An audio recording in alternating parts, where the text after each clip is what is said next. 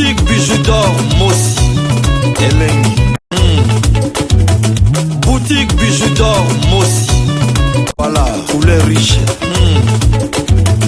Boutique bijou d'or Mossi.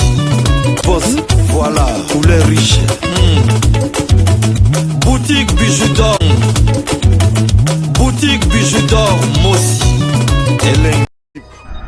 Et j'ai dit l'autre jour que moi je souhaiterais que le ministre de la Justice lui-même nous écoute pour que enfin on arrive à la fin.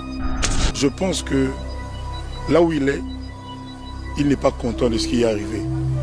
Je pense même que l'autorité qui a demandé à ses agents de faire une descente chez moi a de regrets en ce moment. Je pense, humainement.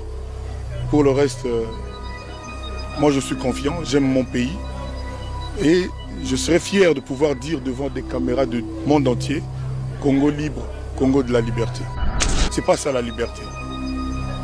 Ou nous sommes un pays de liberté, d'expression, de penser, d'entreprendre, ou nous ne le sommes pas. Moi mon combat il est là. Pour ce qui m'est arrivé, je fais confiance en la justice de mon pays.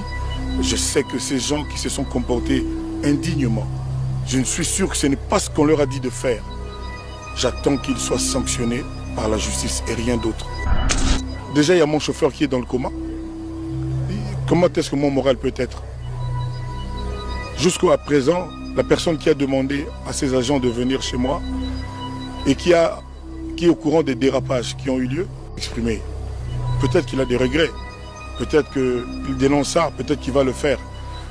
Moi, si jamais il y a une attitude de ce genre, je serais fortement soulagé. Mais pour l'instant, je suis comme beaucoup de gens qui nous regardent, nous les Congolais. Je suis comme beaucoup de Congolais. Ce qui s'est passé n'est pas digne pour notre pays. Mon combat, il est là. Et j'en appelle à tous les Congolais qui aiment la liberté, qui aiment le Congo de la liberté, où il n'y a pas d'oppression. On n'est plus dans le système de la dictature de garde civile de Mobutu. C'est fini ça. On est dans le Congo d'aujourd'hui, de M. Tshisekedi. Il nous a promis beaucoup, moi j'ai confiance. Il n'y a plus de place pour les dictats, ni les dictatures. Il n'y a plus de place pour l'oppression, pour la contrainte. Il faut que le Congolais se sente à l'aise sur lui. J'ai reçu des appels de tous les pays, c'est-à-dire de l'Australie au Canada, de l'Ushuaïa en Argentine, à Russie. Pas de Congolais? Si, des Congolais aussi, mais si je parle de Congolais, ça c'est trop facile. Il y a des gens qui me disent moi j'aime mon pays, je vais rester dans mon pays. Mais il faut que mon pays soit un pays digne et il y a moyen. C'est pas compliqué.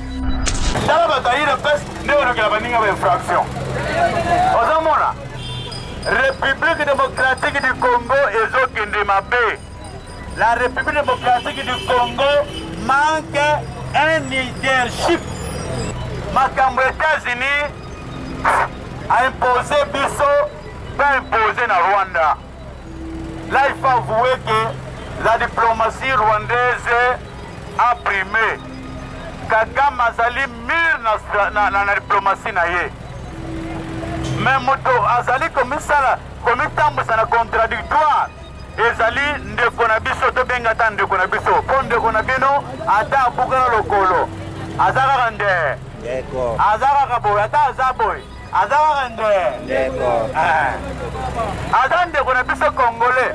Ata kwa ayebi eloko te. Yango to benge ki ndeko wana signifie konki Congolais alors.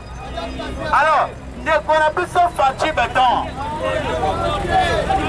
Andimi, c'est le fait aux États-Unis a imposé Bisso. Nzokande zanine. Banamboka oye. Na kati ya matonge. Auberge na biso ezali wana pona ba séjour na bino. Botala ndenge mama Bijou abongiseli bilo place ya kitoko ya kolia. Place na biso ya détente toza na malewa oyo tolambaka kitoko na kati mama Nadine azozela bino. Botala tokoti na appartement numéro 5. Oh mama Bijou alobaka chambre ya pamba. Chambre ya pamba na biso toza na douche, debout ya propre, toza na lit à 2 personnes, toza na climatiseur, tokoti na appartement numéro 3. Oh pe lisusu ezali kaka chambre ya pamba. Na kati ya appartement numéro 3 eza na TV, eza na frigo, eza climatisé, eza vraiment propre makasi botala toilette nango. appartement numéro 5 oyo tokotaki liboso bomoni sikoyo tokoti na kati ya salon oyo tobenga yango appartement numéro 6. Appartement numéro 6 oyo ekomaka 2 chambres na appartement numéro 5.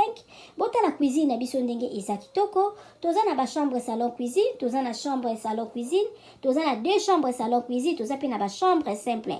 Bota la place tobongisi pona koya kosala mwa repos ba pa ya koya kovanda. Bota la appartement na biso ndenge eza kitoko. Appartement numéro 1 oyo tokoti na kati ezali appartement moko, donc eza na rez-de-chaussée, eza na $40 par jour. Soko koya ko wumela mama bijou alobi kobanga te, mama bijou sololaka na ye kitoko. Bota l'appartement na biso ndenge eza kitoko. Botali toza na salle à manger, botali bakiti na biso ndenge ezali propre, botali cuisine na biso ndenge eza kitoko, ndako na biso eza kitoko, sécurité eza assurée. Mama bijou alobi benga ngai okozala jamais d'ici. Botala ndenge mama bijou abongiseli bino ba appartement na biso. Mama bijou alobi mbangu de pe malembe tokokoma. Botala mosala na biso ndenge ezotambola kitoko. Mama bijou alobi toza na problème ya maïté, toza na problème ya courant te, toza na départ unique, toza na groupe. Tema na yo ba appartement na biso tobandi à partir ya $15 seulement aux 8 chambres na yo ya kolala ya bien.